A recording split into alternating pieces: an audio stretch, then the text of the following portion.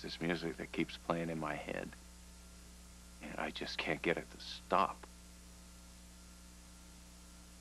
But the music made the memory flashes even more vivid than they've ever been before. Do you recall what originally brought that vision to mind? Yeah. Found some old photos in one of Victor's jackets. There were several of Ryan and me. One of a woman. Did you recognize her? No, but strangely enough, I felt I should have. Go on. Well, I see the hand with the knife again. Coming down. And I hear this music. It's calliope music. The kind that you'd hear at a circus. Steam organ. Exactly. And then I remembered something else about the day we went on the picnic. The one that Victor recognized in General Homicide. Yes. I remember that same day we also went to the circus. Does the circus have some kind of special significance for you?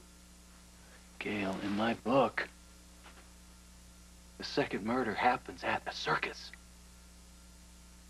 Now here I thought I was just coming up with some clever setting for a murder to happen, and instead my subconscious is doing all the writing. Well, maybe your subconscious was sending you a message. These visions are very frightening, Gail. Very dark. Do you think ignoring them will make them go away? No, of course not. I didn't think you'd let me off that easy either. No, I intend to keep after them. If you want them to stop, I think that's your only choice.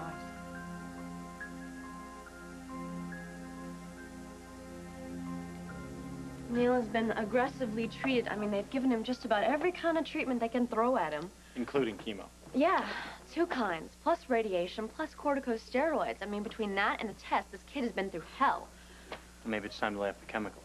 Yeah, but what else are we gonna do? Stop treating him so much like a patient and more like a boy.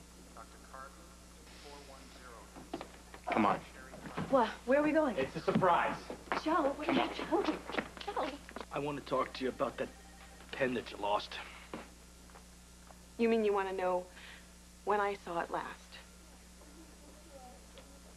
Describe the pen. Okay. A black fountain pen with gold trim. Well, that sounds like the one that Devlin gave his daughter. Really? Well, what a surprise. Because you know what? Devlin gave a lot of people pens, okay?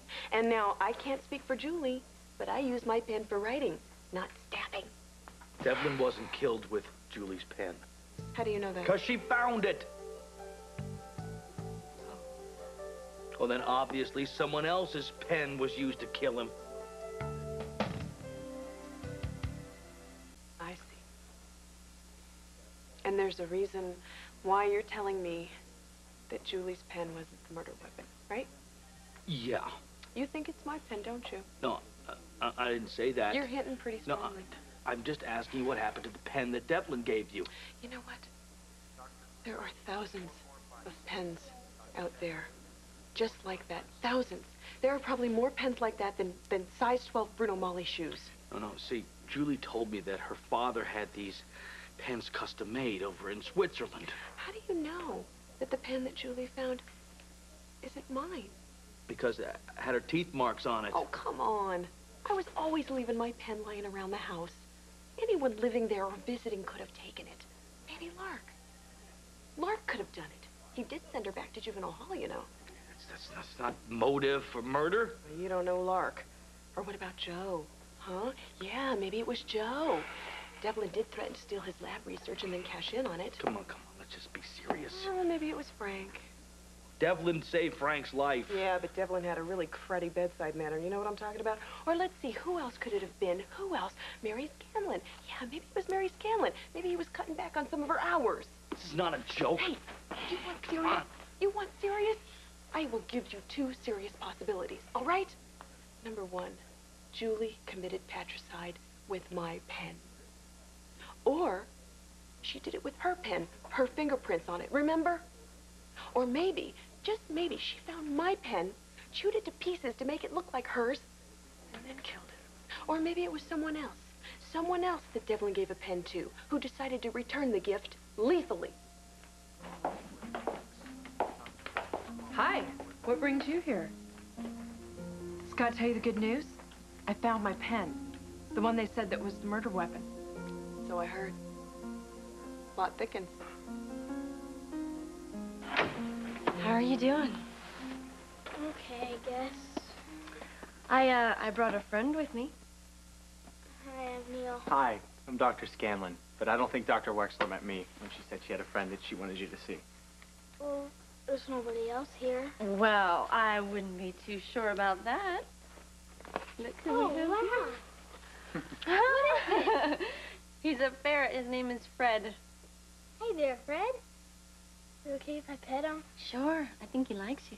Ferrets are a lot like cats. They love to be pet, and they play with cat toys. So smooth.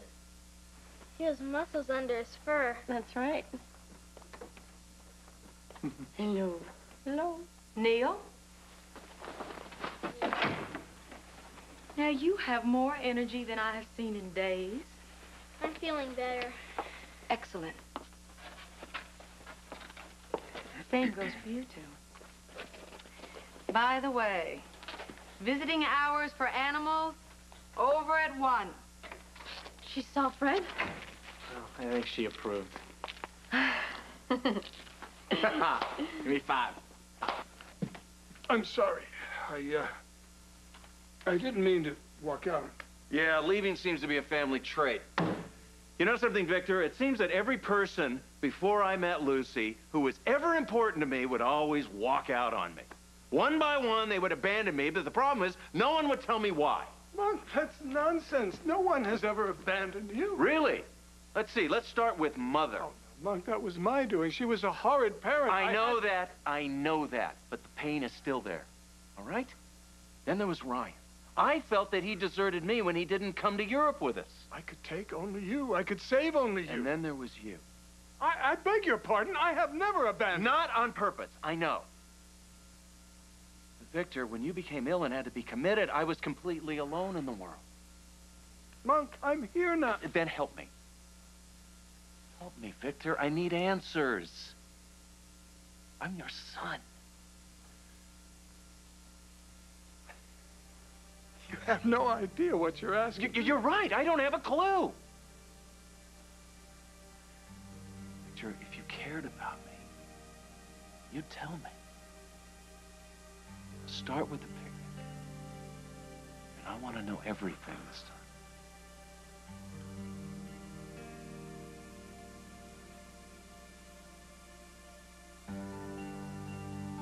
All right.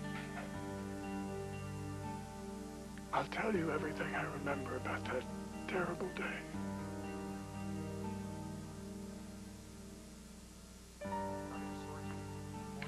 Julie seems to think this thing with the pen is going to clear her. It's a step in that direction.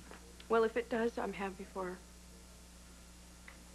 Aren't you afraid that if Julie's cleared, that the police are going to start looking at you? If you are waiting for me to confess, don't hold your breath, because you're going to have a long wait. Do you think I like feeling this way?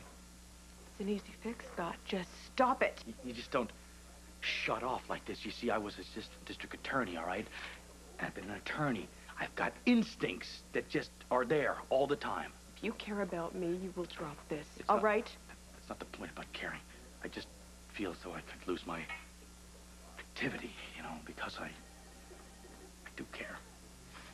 Either you trust me, or you don't. And until you figure it out, I don't want to see you anymore.